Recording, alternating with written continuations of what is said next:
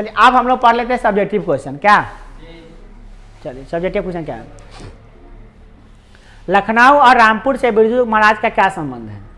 Simple सी बात है, लखनऊ में जन्म हुआ था बिरजू महाराज जी का, और रामपुर के नवाब में जाकर डांस करते थे, नहीं समझे? तो पंडित बिरजू महाराज जी का संबंध क्या था? तो भैया पंडित बिरजू महाराज जी का जन्म हुआ था लखनऊ में, और उनके पिताजी के साथ डांस किया करते थे कहाँ पे? रामपुर में, इसलिए इससे संबंधित थे वो। कोई दिक्कत?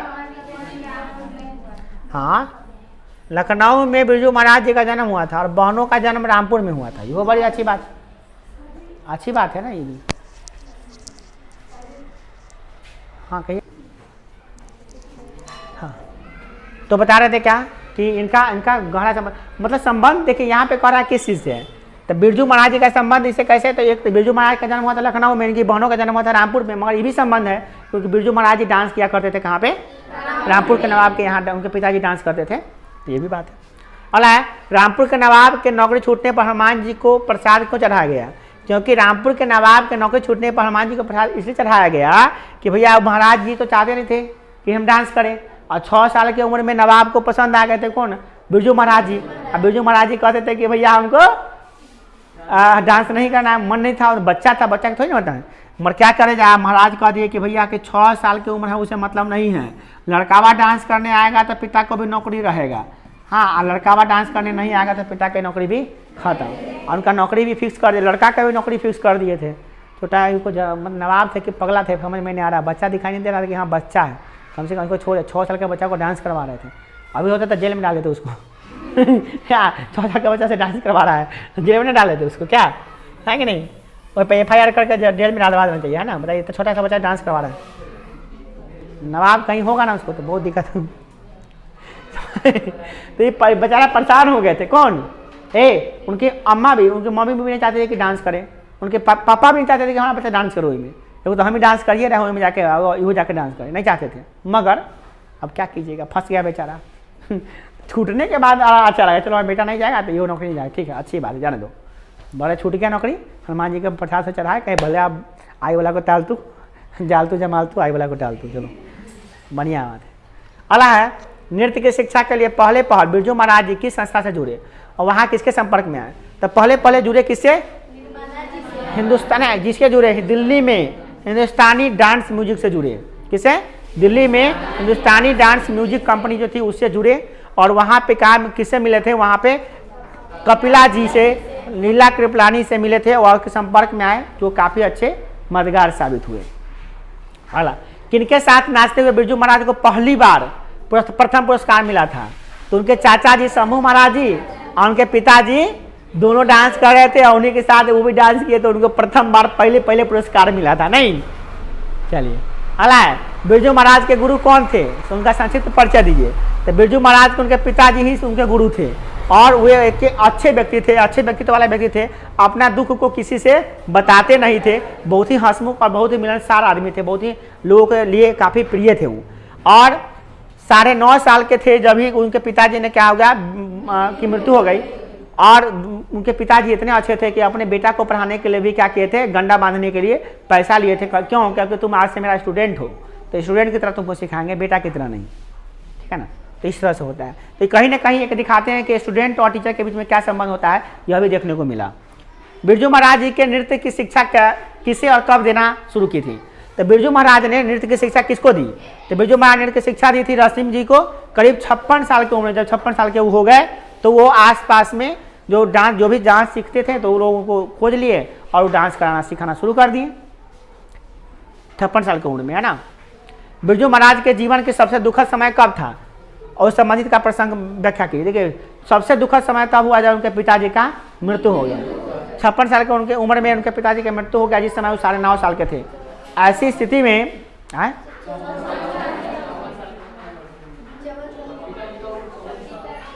हाँ, पिताजी का 54 साल का, सॉरी 54 साल की उम्र में पिताजी का मृत्यु हुआ। उस समय वो 9.5 साल के थे।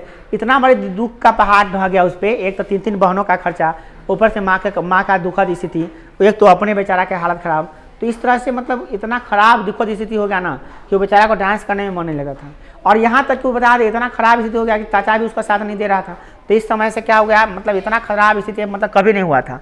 उनको क्या हुआ कि पिताजी मर गए हैं फिर भी प्रोग्राम करने जाना पड़ा, क्या लगी, ताकि पैसा आएगा तब ना क्रियाक्रम होगा, ना पैसा आएगा तो क्रियाक्रम भी नहीं होगा। तो बेचारा 2 प्रोग्राम में गया। बताइए, पिताजी मर गया जिसका, और पिताजी का काम क्रिया करने के लिए बेचारा बेटा डांस कर रहा है स्टेज पे जाके, लोगों को हंसा रहा है, इंटरटेन करा रहा है, और उसे जो पैसा मिला बेचारा तो गया था अपने पिताजी का मैंने क्रियाक्रम किया। तो मतलब इससे खराब स्थिति किसी का हो सकता है कि क्रियाक्रम करने के लिए पैसा नहीं होता है, तो ऐसा स्थिति कोई हेल्प भी नहीं करने आया। तो कहीं ना कहीं बहुत खतरनाक स्थिति था, इतना दुखद स्थिति कभी किसी इंसान को ना मिले, बहुत खतरनाक स्थिति था, ठीक है ना।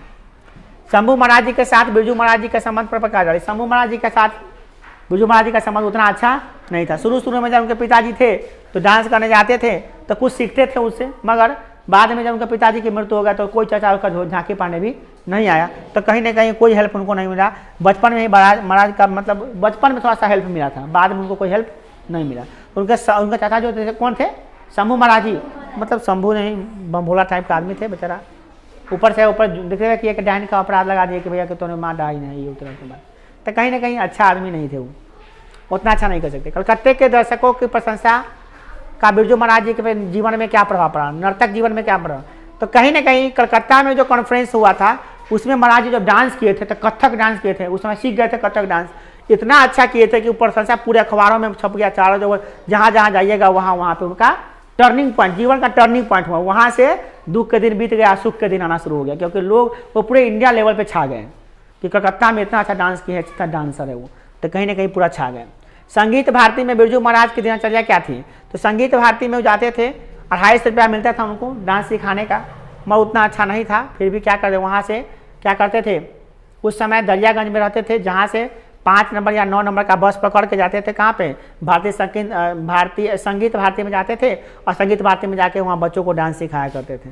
अंततः दुखी होकर उनको अच्छा नहीं लगा, 250 का नौकरी था, 250 का महीना, अंततः वो नौकरी छोड़ दिए। कहाँ एक प्रोग्राम में 500 आदमी कमाने वाला आदमी को 250 का महीना मिलेगा तो काम करेगा नहीं, तो दुखद स्थिति था, छोड़ दिया फिर नौकरी।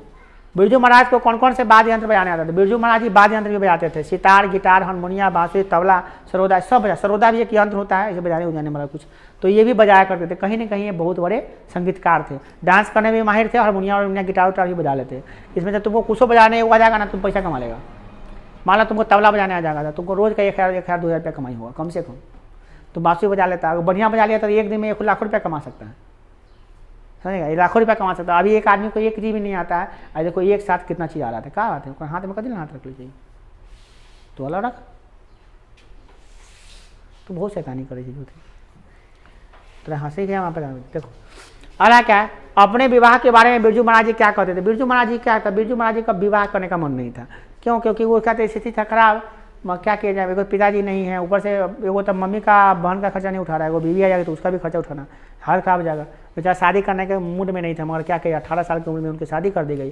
बिरजू महाराज जी कहते कि मेरा सबसे गलत पॉइंट है शादी करना, शादी अगर नहीं करते तो और जल्दी जल्दी सीखते और अपने घर परिवार से अलग रहते, पैसा का किल्लत तो नहीं रहता, कम से कम थोड़ा सा तो काम राहत मिलता। बेचारा के शादी कर दिया गया। बाद में क्या हुआ उसके बाद, लेकिन बाबूजी की मृत्यु के बाद माँ ने घबरा कर जल्दी से शादी कर दिया कि भाई शादी कर देते हैं तो कोई ठीक नहीं, टूटा डाला बच्चा से कोई शादी नहीं करेगा, दिक्कत हो गया। फिर भी विवाह के कारण से उनको नौकरी वगैरह नहीं मिल पा रहा था सही ढंग से कि डांस वगैरह करे ठीक से, मगर क्या करें, मुसीबत में उनको शादी हो गया, कर दिया लोगों को। और क्या बिरजू महाराज जी को अपने शागिर्दों के बारे में क्या रहती है, बिरजू महाराज को अपने शागिर्द मैंने क्या जो शिष्य लोग थे, स्टूडेंट लोग थे, उनको कहते थे कि अपना शागिर्द बना लीजिए, और कहते थे कि साथ ही जो नसीम वाजपेयी है या शाश्वती है, इनके साथ ही वेरोनिक, फिलिप, मैकलिन, टॉक, तीरथ प्रताप, प्रताप, प्रदीप, दुर्गा, ये सब देख रहे हैं, ये सब उनके शागिर्द है। शागिर्द मतलब क्या, ये सब आदमी का नाम है, ये सब उनके चेला थे जो उनके इनसे डांस सीखा करते थे, और ये सब महान बन गए डांसर में, सब एक पर एक डांसर बने सब, लड़का भी था लड़की भी थी, सब डांस सीखती थी इनसे, और एक महान डांसर बने, वो सब बना सब, ये सब चेला सा भी नाम कमाया है ना। और लोग इनके तरक्की से देखते थे कि भाई हाँ, जिसका चेला जब टॉप करने लगता है, जब उसका नंबर अच्छा आएगा या उसका अच्छा डांस आएगा तो स्वाभाविक गुरु का नाम तो होबे करेगा। चेला जितना अच्छा करेगा ना उतने ज़्यादा बेसी स्टूडेंट का नाम, जितना ज़्यादा स्टूडेंट अच्छा करेगा ना उतने ज़्यादा टीचर का नाम फैलेगा। ये तो मैट्रिक है, वो कहने की बात नहीं है, ऑटोमेटिक फैलने लगेगा वो, है ना। हालांकि 500 रुपये दे के मैंने गंडा बनवाया, इसका व्याख्या करना। तो प्रस्तुत पंक्ति कहाँ से ली गई है, प्रस्तुत पंक्ति हमारे पाठ्य पुस्तक गोधुली भाग 2 में संकलित क्या अजीत जी में लिखत पाठ से ली गई है। इनके पंक्ति जो है ना बिरजू महाराज से संबंधित है। बिरजू महाराज जी कहते थे कि क्या कहते कि जब पिताजी से शिक्षा ग्रहण करने गए तो पिताजी से शिक्षा ग्रहण करने के दौरान में क्या किए, गुरु पिताजी ने क्या कहा कि भैया तुम हमारे यहाँ पढ़ने आए हो तो तुमको गंडा बांधने के तब नहीं तुम पढ़ोगे, इसलिए गंडा बांधने का जो प्रथा था उसमें पैसा दिया जाता था। जो भी स्टूडेंट है पैसा देगा तो गंडा बनाएगा, तब उसका जाकर स्टूडेंट हो जाएगा। तो 500 रुपया दे के तब जाकर उनको गंडा बांधना था। अभी बिरजू महाराज जी क्या कहते, अब जो प्रोग्राम किए थे तो प्रोग्राम से जो 500 रुपया मिला था वही 500 रुपया पापा जी को दे दिए, तो गंडा बनाया, तब जाकर वो स्टूडेंट बने, तब पिताजी उनको डांस सिखाया करते थे। समझ रहे हैं बात को? इस प्रकार से होता है। देखिए सीखने वाला में जो भी माता सरस्वती का जो भी चीज़ देन है, चाहे वो डांसर हो, चाहे सिंगर हो, चाहे टीचर हो, उसमें प्रथा होता है कि जब बच्चा नाम लिखाने आया तो एडमिशन फी जमा कीजिए तभी जाकर पढ़ाइएगा, और दूसरा कि पर मंथ उसका जो भी गुरुदक्षिणा होता है उस हिसाब से जैसा जैसा समय रहा उससे गुरुदक्षिणा होता है, तभी जाके माता कहते। माता का ये नियम होता है कि जब तक तुम हमको करोगे नहीं, दोगे नहीं, तब तक तुम्हारा विद्या सार्थक नहीं हुआ। पहले से ही नियम चला आ रहा है, ये आज नहीं है। वो राजा महाराज उस समय, जिस समय पैसा से नहीं था कौड़ी, उस समय भी इस प्रथा चलता था। ये प्रथा आज भी चलता है और आज हमेशा चलता रहेगा। ये प्रथा जरूरी भी है। तो इस प्रथा में देखिए कहीं ना कहीं पैसा जब जमा हुआ तब जाकर उनके पिताजी गन्ना बांधे, तब जाकर अपना स्टूडेंट बनाया। तो कहीं ना कहीं देखने का, और देखिए पैसा को ऐसा नहीं कि वापस कर दिए, पैसा को पिताजी ही रख लिए। तो कहीं ना कहीं उनके पिताजी एक अच्छे गुरु थे, और वो बताया कि पिता पुत्र के संबंध से यहाँ नहीं पढ़ाएंगे, हम एक गुरु के संबंध से तुमको पढ़ाएंगे, और तुम मेरा स्टूडेंट है तो स्टूडेंट के तौर पे तुम पढ़ने आओ। और कहीं ना कहीं एक महान गुरु की यही पहचान होती है, अपना बेटा हो या कोई स्टूडेंट हो, दोनों को समान रख कर पढ़ाता है। ऐसा नहीं कि अपना बेटा को एसी में बैठा लिया और बच्चा को गर्मी मरने के लिए छोड़ दिया, ऐसा नहीं करता। वो अपना बेटा बेटी को भी समान रख देता है। जैसे कि तुम हो वैसे ही मेरी बेटी है, इसमें कोई अंतर नहीं होगा, कोई अंतर नहीं होगा कि हाँ बेटी के लिए स्पेशल व्यवस्था होता है, ऐसा नहीं। बेटा है तो क्या हुआ, बेटे तुम भी फी जमा करो। हम तो कहेंगे तुम्हारा बेटा से, हमारा बेटा से भी फी मांगेंगे, वो बेटा कमाता नहीं है, अंततः हम उसको मम्मी देंगे, मम्मी को कहाँ देंगे, हम ही देंगे। तो यही बात कहीं ना कहीं घूम फिर के चलाएगा। मगर क्या करेंगे, मगर फिर भी नियमता होता है कि तुम दो, नियम होता है तुम मम्मी से मांग के दो, हम ही मम्मी को देंगे, तुम मांग के दो। मगर ये नियम होता है, ये प्रथा है, देने का दायित्व होता है। अगर तुम पढ़ाते हो तो, नहीं तो तुम दूसरे से पढ़वाओ, ये तरीका होता है। पिता से कभी भी शिक्षा कभी भी किसी से भी फ्री में नहीं लेना चाहिए, चाहे वो अपना ही क्यों नहीं हो। पैसा का पैसा देकर पढ़िए ताकि उसका महत्व समझे। और एक प्रथा, अगर पैसा दिए बिना पढ़ते हैं ना तो आप पाप अर्जित कर रहे हैं। ऐसा शास्त्रों में ऐसा लिखा गया है कि बिना फी के, बिना गुरुदक्षिणा के अगर आप कहीं पढ़ते हैं तो वो आपका पाप अर्जित होता है। तो इसलिए पाप का भागी नहीं बने, वो मरने के बाद पाप पुण्य का ही हिसाब होता है। इसीलिए गुरुदक्षिणा देकर ही पढ़ते। कहीं ना कहीं एक महान गुरु थे उनके पिताजी। मैं कोई चीज़ चुराता नहीं हूँ, मैं अपने बेटे के लिए और रखना है और उसके लिए सिखाना चाहिए बात। बिरजू महाराज जी कहते थे, प्रस्तुत पंक्ति बिरजू महाराज के पाठ से ली गई है। इसमें क्या बिरजू महाराज जी कहते हैं, बिरजू महाराज जी की बात आ रही है। बिरजू महाराज जी टीचर बन चुके हैं, तो कहते हैं कि मैं कोई भी चीज़ अपने बेटा बेटी के लिए नहीं रखूंगा, जो चीज़ रहेगा सब विद्यार्थी को सिखा दूंगा, है ना। कोई भी ऐसा नहीं है कि कोई भी लड़का लड़की में भेद नहीं है, कोई लड़का हो या लड़की हो कोई भेद नहीं है, कोई भी डांस कर सकता है, सीख सकता है। और डांस से माता का एक देन होता है, इसीलिए कोई भेदभाव नहीं होगा। या मेरा बेटा, ऐसा भी हम कोई गुण को छुपा कर नहीं रखेंगे जो अपना बेटा बेटी को देंगे।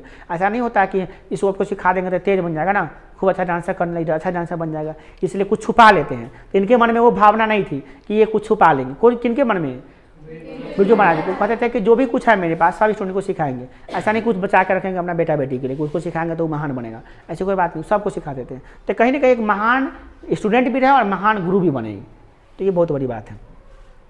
मैं तो बेचारा उनका असिस्टेंट हूँ, उस नाचने वाले का उस नाचने वाले का। कहने का मतलब क्या है, ये पंक्ति जो पाठ से ली गई है, कहाँ से, जीत जीत मैंने लेखक पाठ से ली गई है। इसके लेखक जो है बिरजू महाराज जी हैं।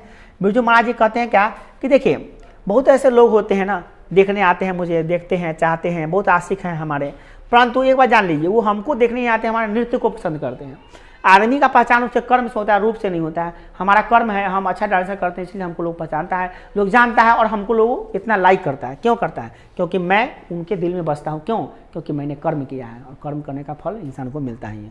तो कहीं ना कहीं जो बोल रहे हैं क्या कि जो सम्मान आज लोग हमको कर रहा है, जो प्यार हमको दे रहा है लोग, वो कहीं ना कहीं किस चीज़ का दे रहा है, वो प्यार हमको मिल रहा है किस चीज़ के लिए, क्योंकि वे हम एक अच्छा काम किए इसलिए, न कि हमारा रूप अच्छा है, न ही मेरा सौंदर्य अच्छा है, इसके लिए नहीं, हमारा काम के लिए हमको पहचाना जा रहा है ना।